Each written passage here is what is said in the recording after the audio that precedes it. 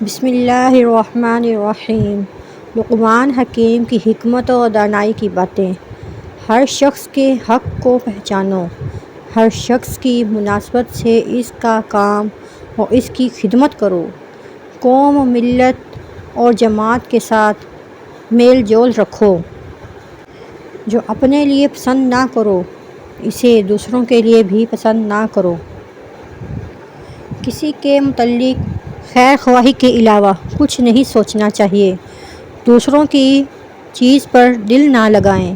رات میں آہستہ آہستہ باتیں کرو تاکہ کوئی تمہارا دشمن تمہاری بات سن کر تمہیں نقصان نہ پہنچائے۔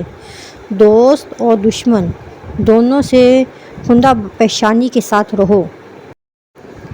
پوری دنیا میں ایک ہی شخص ہے جو آپ کی زندگی بدل سکتا ہے، اور وہ کون ہو سکتا ہے؟ اور وہ آپ خود ہیں۔